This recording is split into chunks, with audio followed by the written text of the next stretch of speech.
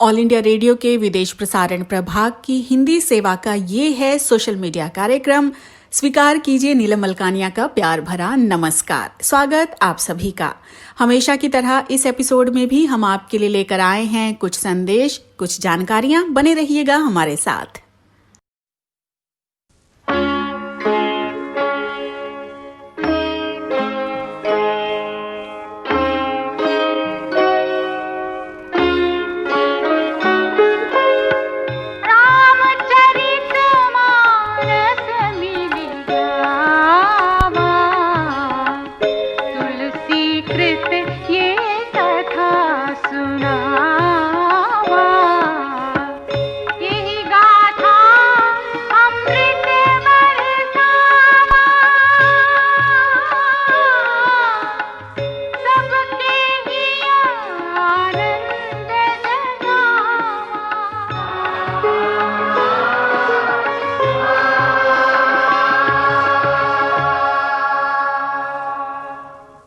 शिवजी का धनुष कठोर है, उसे सुकुमार श्री राम किस प्रकार तोड़ पाएंगे।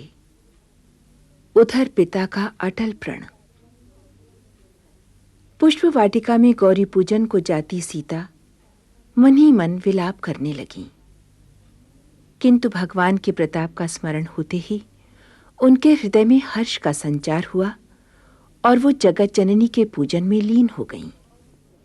भक्तों को मुंह मांगा वर देने वाली हे देवी, आपकी सेवा करने से चारों फल अर्थ धर्म काम मोक्ष सभी सुलभ हो जाते हैं। आपके चरणों की पूजा करके देवता मनुष्य और मुनि सभी सुखी हो जाते हैं। गौरी की प्रतिमा मानो सीता जी की विनय और प्रेम के वशीभूत हो गई। गले में झूलती माला खिसक आई और प्रतिमा मुस्कुराती हुई जान पड़ी। लगा कह रही हो, हे सीते, हमारी सच्ची आसीस सुनो, तुम्हारी मनोकामना अवश्य पूरी होगी। नारद जी का वचन पवित्र और सत्य है। जिसमें तुम्हारा मन अनुरक्त हो गया है वही वर तुम्हें अवश्य मिलेगा।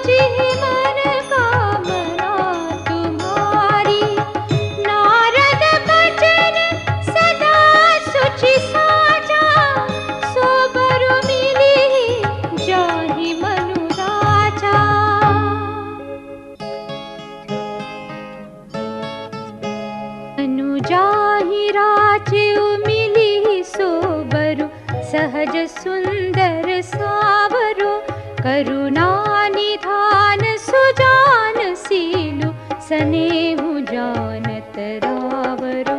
एहि भांति गौरी असीस सुनिसिय सहित हिया हर्षियली तुलसी भवानी पूजि पुनि पुनि मुद मोहित मन मंदिर चली।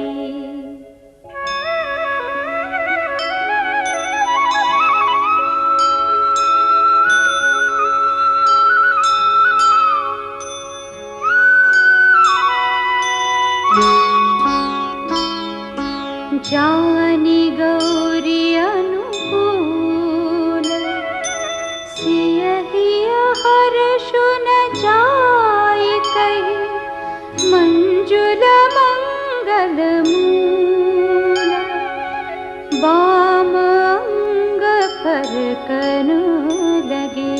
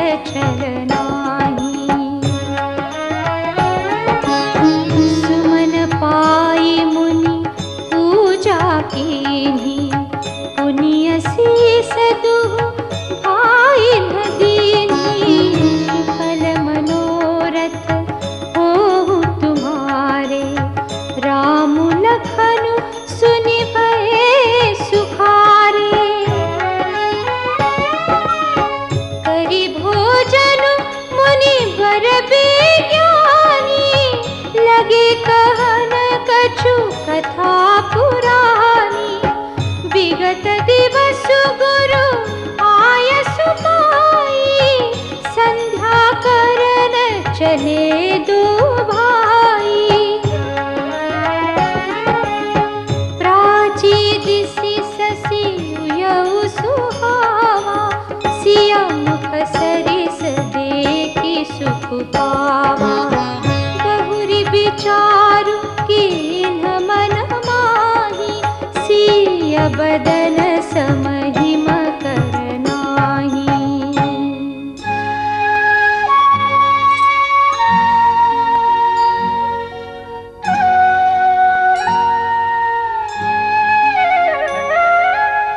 जन्मु सिंधु पुनि बंधु बिषु, दिन मलिन सकलंक। सिय मुख समता पावकिमि, चंदु बापुरो रंक।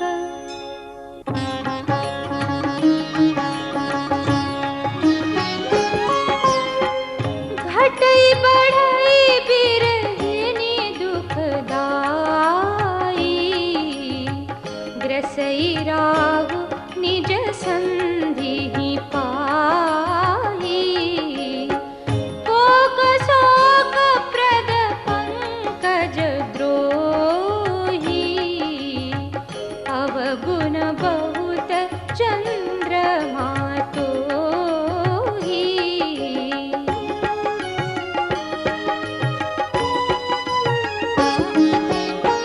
वैदेही मुख पट तर दीने, कोई दोष बड़ अनुचित कीने।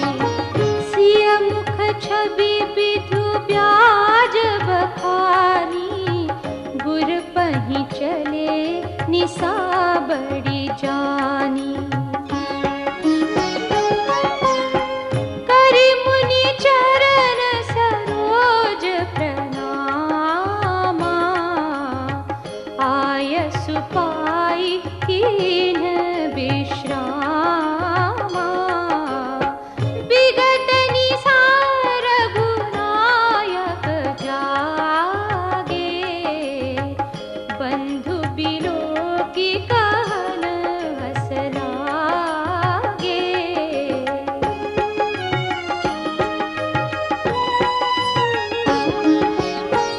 उयउ अरुण अवलोकहु ताता,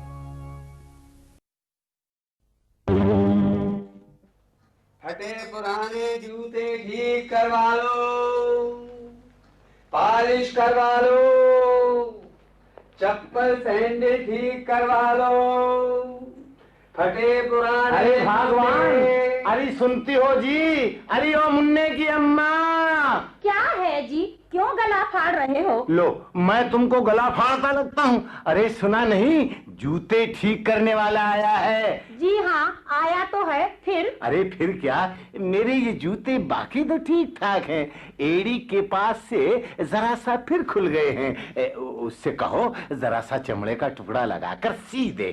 अरे क्यों हंसी उड़वाते हो? अब उस जूते में है क्या? पूरे 18 साल हो गए थे गड़ियां लगवाते लगवाते, अब तो नया जूता ले लो। आई आई आई आई आई, अरे तुम्हारा तो दिमाग खराब हो गया है। जूते अभी खासे अच्छे हैं, बिल्कुल नए हैं, बस जरा पीछे सिलाई हो जाए और पॉलिश, फिर देखो इसे। हाँ, अरे ओ जूते वाले, फटे पुराने जूते ठीक करवा लो। अरे ओ जूते वाले। हाँ बाबूजी। अबे जरा इधर आइयो। पॉलिश करवा लो, चप्पल सैंडल ठीक करवा लो। आप ही लेना। अरे भाई देखना, तुम जरा सुनो, मेरे जूते देख लो, जरा सी सिलाई करनी है। लाइए बाबूजी, दिखाइए जूता। ऐसी मरम्मत करूंगा, ऐसी मरम्मत करूंगा, ऐसी मरम्मत करूंगा कि आप जिंदगी भर याद रखेंगे। क्या बकता है रे? मेरी मरम्मत करेगा? माफ कीजिएगा बाबूजी, जूते की मरम्मत। दिखाइए जूता। ले, ये रहा जूता। अरे बाप रे बाबूजी, चमड़े का ये गट्ठर क्या करना, जूते दीजिए। क्या बकता है? ये जूते हैं, इन्हें ही ठीक करना है। हे भगवान, ये आपके जूते हैं? हाँ हाँ, मेरे जूते हैं, खालिस मेरे। क्यों? जरा जोर लगाकर उठाइए, इधर रख लूं। बाबूजी, इनकी ठीक कराई तो 10 रुपए होंगे। 10 रुपए? क्या मतलब? जरा सी सिलाई के 10 रुपए?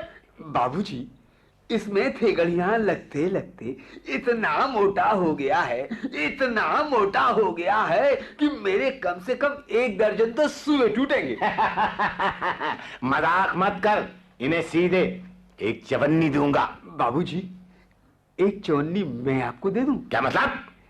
एक चवन्नी मुझसे ले लीजिए और मेरा पीछा छोड़ दीजिए। अरे ओ भगवान, जरा इसकी बात तो सुनियो। अबे रख दे मेरे जूते, रख दे और दबा हो जाए यहाँ से। हैं? जाओ, उठा अपना खाना, चल फूट। जाता हूँ बाबूजी, जाता हूँ। फटे पुराने जूतों की मरम्मत करवा बड़ा लो। है लाट साहब का बच्चा, चवन्नी देने वाला। ठीक करवा लो। चला है जूते ठीक करने, काम चोर कहीं का। आजकल जिसे देखो काम धाम करता नहीं, मुफ्त का खाना चाहता है। क्या हुआ है जी, किसको खरी खोटी सुना रहे हो? अरे खरी खोटी क्या, हाँ। देख तो, हद हो गई हद। जरा सा जूता फटा है, मैंने कहा भैया चवन्नी ले लो, सी दो, तो कमबख्त कहता है चवन्नी मुझसे ले लो और मेरा पीछा छोड़ दो। आई? क्यों जी, तुम मेरी हंसी उड़ा रही हो? अरे ये जूता अभी 2.25 साल और चलेगा, तुम देखती जाओ, मैं इसे बाजार से ठीक करवा कर लाता हूँ। इतनी फजूल खर्ची भी किस काम की?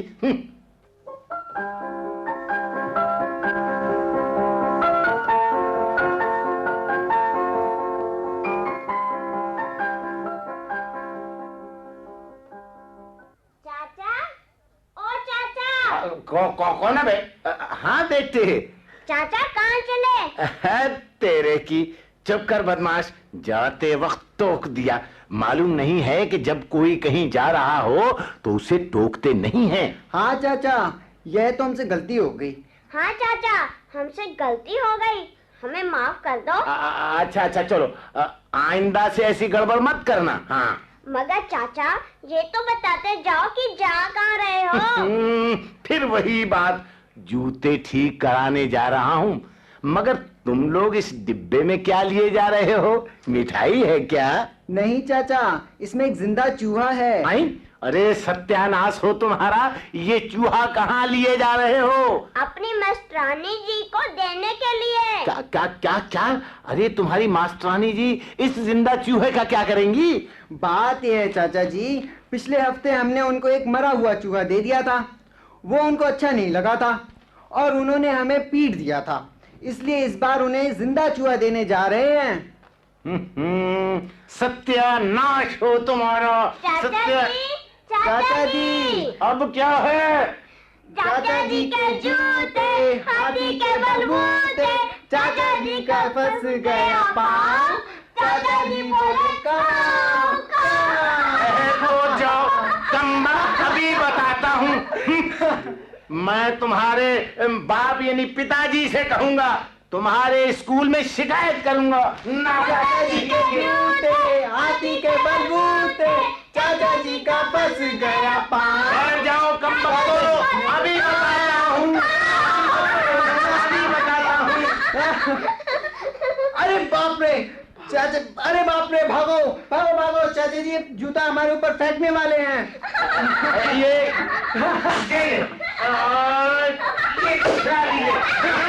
ये ले।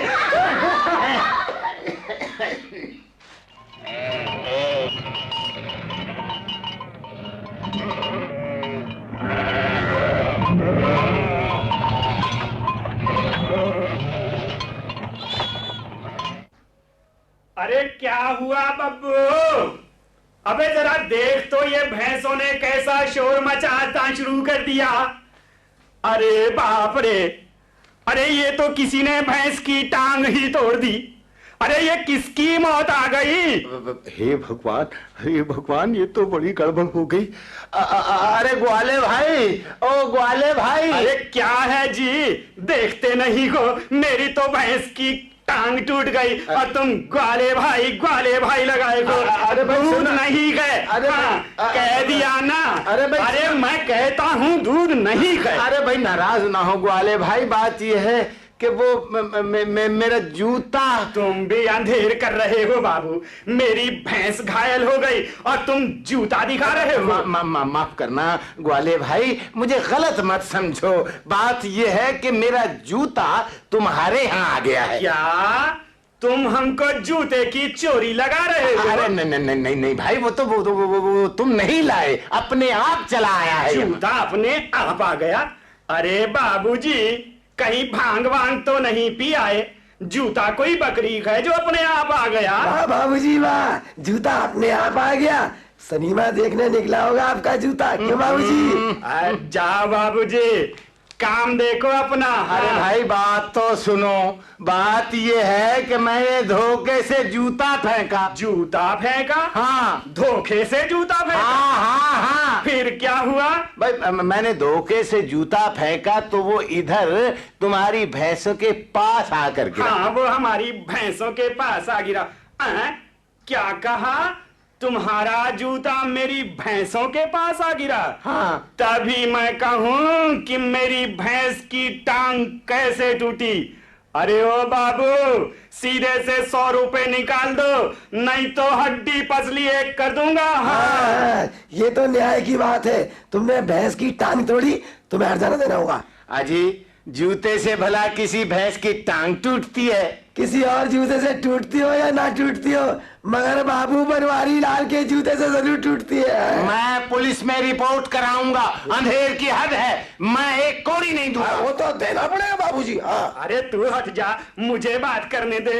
ये तुम्हारे जूते हैं ना बाबूजी? हाँ यही है, मुझे दे दो। ऐसे नहीं, इनसे भैंस की टांग नहीं टूट सकती। नहीं। तो अपनी टांग इधर लाओ, मैं उस पर ये जूता पटकता हूँ, देखता हूँ ये टांग टूटती है या नहीं। अरे वाह, ये भी कोई बात हुई। मेरे जूते दो। जूते चाहिए? हाँ चाहिए। जरा अपनी टांग इधर लाना। क्या मतलब? मतलब साफ है बाबू, तुमने मेरी भैंस की टांग तोड़ दी। अब या तो 100 रुपए हर्जाना दो, नहीं तो यही जूते मैं तुम्हारी टांग पर पटकता हूँ। अरे हद हो गई अंधेर की, मैं एक कौड़ी नहीं दूंगा। मेरे जूते इधर लाओ। पैसा नहीं देगा तो ठीक है, लो मैं पकड़ता हूँ टांग। हाँ, तुम जमा जूता। अरे पुलिस बचाओ, मैं तुम सब पर मुकदमा दिलवाऊंगा, मैं तुम्हें फांसी लगवा दूंगा। अरे पुलिस मुझे बचाओ।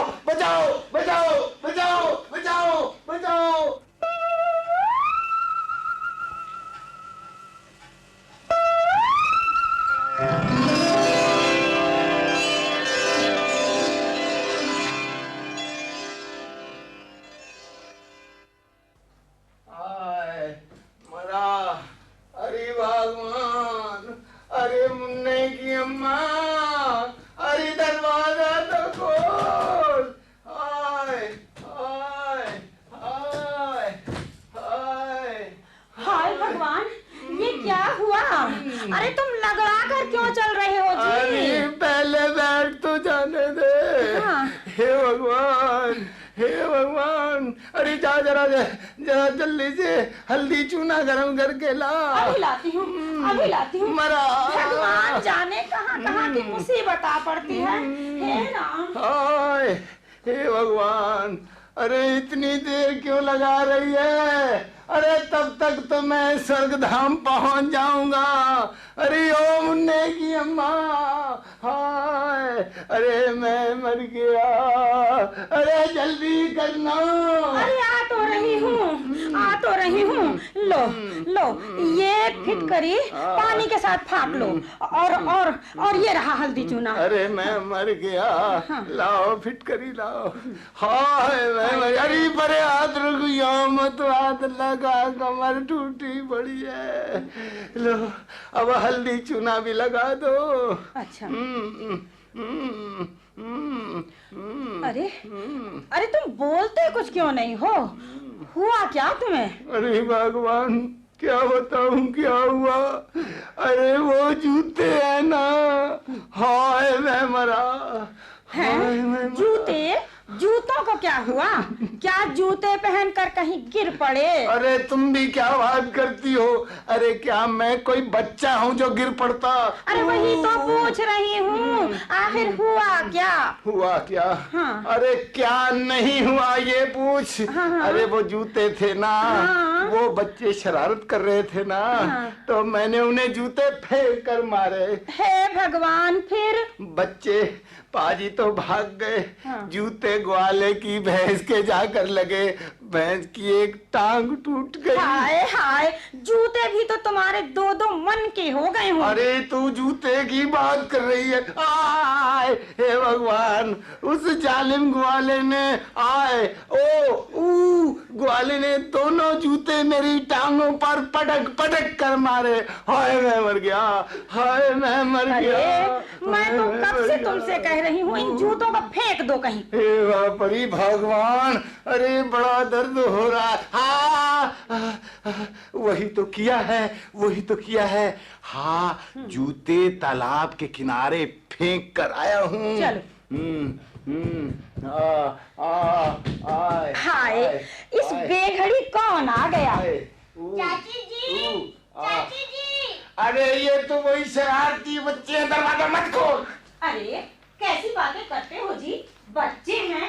आए, अरे तुम लोग?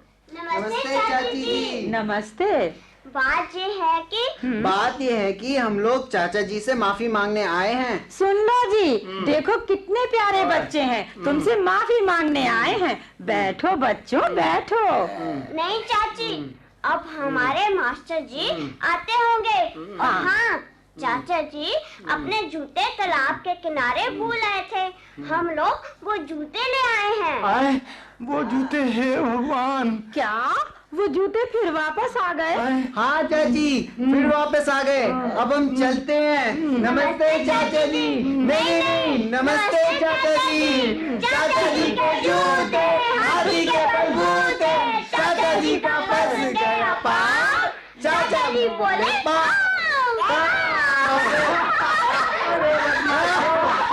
अरे बदमाशों, ठहर जाओ, अभी ठीक करता हूँ एक एक को।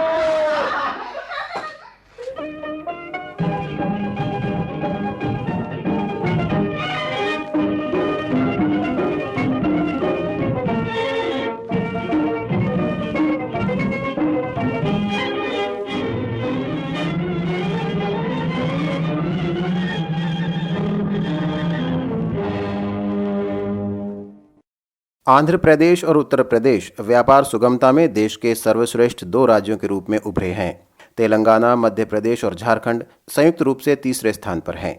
भारतीय रेलवे 12 सितंबर से 40 जोड़ी ट्रेनों का संचालन शुरू करेगा। 30 राजधानी ट्रेनों सहित 230 वर्तमान सेवा में हैं।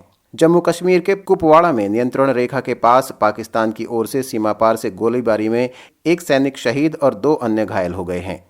भारत ने संघर्ष विराम उल्लंघन का यथोचित जवाब दिया है। वित्त मंत्री निर्मला सीतारमण ने कहा है कि भारत सुधार प्रक्रिया को गंभीरता से ले रहा है, जो कि कोविड-19 महामारी के बावजूद प्रत्यक्ष विदेशी निवेश में वृद्धि से स्पष्ट है। उन्होंने ये सुनिश्चित करने के लिए राज्य सरकारों की प्रशंसा की कि सुधार जमीनी स्तर पर दिखाई दे रहे हैं। रक्षा मंत्री राजनाथ सिंह ने मध्य एशियाई गणराज्यों के अपने समकक्षों के साथ मुलाकात की। उन्होंने इन देशों के साथ सैन्य और आर्थिक संबंधों पर भी चर्चा की। रक्षा मंत्री राजनाथ सिंह तेहरान में अपने ईरानी समकक्ष ब्रिगेडियर जनरल आमिर हातमी से मिले। दोनों मंत्रियों ने रक्षा मामलों पर द्विपक्षीय सहयोग पर चर्चा की।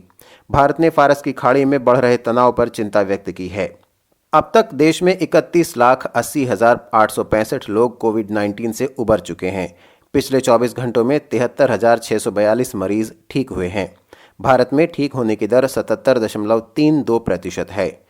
पिछले 24 घंटों में देश में कोविड-19 के 10,92,654 परीक्षण किए गए हैं।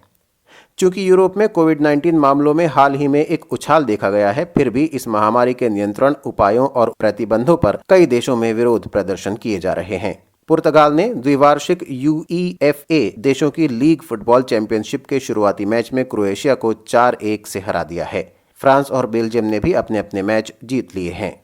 ये ऑल इंडिया रेडियो की हिंदी सेवा है। लीजिए सुनिए सामयिक वार्ता। आलेख N. भद्रन नायर का है। अनुवादक और वाचक हैं हर्षवर्धन। भारत ने विश्व बौद्धिक संपदा संगठन की वार्षिक रैंकिंग में शीर्ष 50 नवीन देशों में से एक के रूप में अपनी स्थिति में सुधार किया है। 48वें स्थान पर पहुंचकर भारत ने ग्लोबल इनोवेशन इंडेक्स 2020 में अपनी स्थिति में 4 स्थान का सुधार किया। स्विट्जरलैंड, स्वीडन, अमेरिका, ब्रिटेन और नीदरलैंड रैंकिंग में शीर्ष स्थानों पर हैं। भारत लगातार अपनी रैंकिंग में सुधार कर रहा है। वर्ष 2015 में वो 81वें स्थान पर था और 2019 में 52वें स्थान पर पहुंचने के बाद 2020 में भारत 48वें स्थान पर आ गया है। रैंकिंग ज्ञान पूंजी, जीवंत स्टार्टअप पारिस्थितिकी तंत्र और सार्वजनिक और निजी अनुसंधान निकायों द्वारा किए गए अद्भुत कार्यों पर आधारित होता है। नवाचार को प्रधानमंत्री नरेंद्र मोदी द्वारा काफी प्रोत्साहित किया गया है और वो हर मंच से इसके बारे में बात करते रहे हैं। 74वें स्वतंत्रता दिवस पर राष्ट्र के नाम अपने संबोधन में श्री मोदी ने कहा था, भारत को प्रतिस्पर्धी दुनिया में कदम रखने के लिए अभिनव होने की आवश्यकता है। उन्होंने ये भी कहा था, प्रगति के लिए राष्ट्र को नया करने की जरूरत है। नवाचार और अनुसंधान पर जितना जोर दिया जाएगा, उतना ही अधिक इस प्रतिस्पर्धी दुनिया में भारत को आगे ले जाने की ताकत होगी। राष्ट्रीय शिक्षा नीति 2020 ने ज्ञान सृजन और नवाचार के लिए संपूर्ण शैक्षिक प्रणाली का पुनर्गठन किया है। इस नीति के अनुसार उच्च शिक्षा को ज्ञान सृजन और नवाचार का आधार बनाना चाहिए, जिससे विकास कर रही देश की अर्थव्यवस्था में योगदान मिल सके। इसलिए उच्च शिक्षा का उद्देश्य व्यक्तिगत रोजगार के अधिक अवसरों का सृजन होना चाहिए। नीति आयोग ने एक संस्थागत ढांचे का प्रस्ताव दिया है और नवाचार को मोदी सरकार का एक प्रमुख कार्यक्रम बताया है। इसका नाम पूर्व प्रधानमंत्री श्री अटल बिहारी वाजपेयी के नाम पर रखा गया है, जिन्होंने विज्ञान को राष्ट्रीय प्राथमिकताओं में सबसे आगे रखा और जय जवान जय किसान का नारा लगाया और इसमें जय विज्ञान भी जोड़ दिया। अटल इनोवेशन मिशन का मतलब है कि आने वाले वर्षों में भारत की आवश्यकताओं के आधार पर देश भर में नवाचार और उद्यमिता को बढ़ावा देना होगा। अटल इनोवेशन मिशन केंद्र और राज्य सरकारों की नवाचार नीतियों को संरेखित करने और विभिन्न स्तरों पर नवाचार और उद्यमशीलता के माहौल को बढ़ावा देने के लिए महत्वपूर्ण है, जैसे उच्च माध्यमिक विद्यालय, विज्ञान, इंजीनियरिंग और अन्य उच्च शैक्षणिक संस्थान, छोटे और मध्यम उद्यम और मिशन के स्तर पर स्वैच्छिक निकाय। मिशन के एक दीर्घकालिक लक्ष्य में देश में अपने प्रमुख अनुसंधान क्षेत्रों जैसे वैज्ञानिक और औद्योगिक अनुसंधान, कृषि अनुसंधान और चिकित्सा अनुसंधान को राष्ट्रीय सामाजिक आर्थिक आवश्यकताओं के लिए संरेखित करना शामिल है। जब तक मानव जाति की सेवा के लिए अनुसंधान और नवाचार प्रयोगशालाओं से बाहर नहीं आते, तब तक भारत आत्मनिर्भरता के सपने को प्राप्त नहीं कर सकता। 70 साल हमने विदेशी निर्माताओं और आपूर्तिकर्ताओं के लिए एक बाजार के रूप में काम किया है और अब समय है कि इस भूमिका को उलट दिया जाए। नवाचार केवल स्वतंत्र दिमाग में और मुक्त वातावरण के साथ साथ सरकारी बंदिशों के बिना ही किया जा सकता है। भारत के वैज्ञानिक और अनुसंधान संगठनों को सामाजिक आर्थिक विकास का उत्प्रेरक बनाना सरकार के लिए एक चुनौती है। चूंकि सरकार चाहती है कि निजी क्षेत्र भी राष्ट्र के विकास में एक समान भागीदार हों, इसलिए निजी उद्यमों को अनुसंधान, विकास और नवाचार में भाग लेना होगा। भारतीयों ने प्राचीन समय से ही नवाचार को बढ़ावा दिया है और देश में नवाचारी प्रतिभा की भी कोई कमी नहीं है। लेकिन भारत में या कहीं भी प्रमुख चुनौती एक स्थायी और सुलभ वित्तीय व्यवस्था है। हालांकि सरकार नवाचार को प्रोत्साहित करने के लिए कई कार्यक्रमों के साथ आगे आई है, फिर भी वित्तीय संस्थानों के बीच नवाचार को धन उपलब्ध कराने में हिचकिचाहट अभी भी है। चाहे नवीन विचारों से लेकर मूर्त रूप देना हो, विस्तार और व्यवहारिकता हो अथवा दीर्घकालिक व्यापारिक सुगमता। वर्तमान वैश्विक महामारी ने एक सीख और राष्ट्र को हर महत्वपूर्ण क्षेत्र में आत्मनिर्भर होने की आवश्यकता की भावना प्रदान की है, ताकि भारत को विदेशी आपूर्ति की ओर न देखना पड़े, जो कि आपदा के समय अक्सर बाधित हो जाती है। हर संकट सृजन के लिए अवसर और आवश्यकता लाता है। वर्तमान महामारी का उप उत्पाद प्रभाव स्वास्थ्य सेवाओं में अभिनव नवाचारों की ओर इंगित करता है। इसके कारण कई क्षेत्रों में डिजिटल समाधानों की शुरुआत हुई है, जैसे दूरस्थ शिक्षा, ई-कॉमर्स और मोबिलिटी सॉल्यूशंस इत्यादि। भारत ने अब महसूस किया है कि उसे एक ऐसे पारिस्थितिकी तंत्र को स्थापित करने के अवसर का लाभ उठाना चाहिए जो नवाचार को जन्म देता है। यदि सरकार द्वारा की गई सभी पहलों को फलित करना है तो वित्तीय संस्थानों को अपनी महत्वपूर्ण भूमिका निभानी ही चाहिए। कार्यक्रम आपको कैसा लगा हमें जरूर बताइएगा esth.radiomail@gmail.com पर। अपना ध्यान रखिए, अपने परिवार का ध्यान रखिए। अगले अंक में हम फिर हाजिर होंगे। अब मुझे यानी नीलम मलकानिया को दीजिए इजाजत। नमस्कार।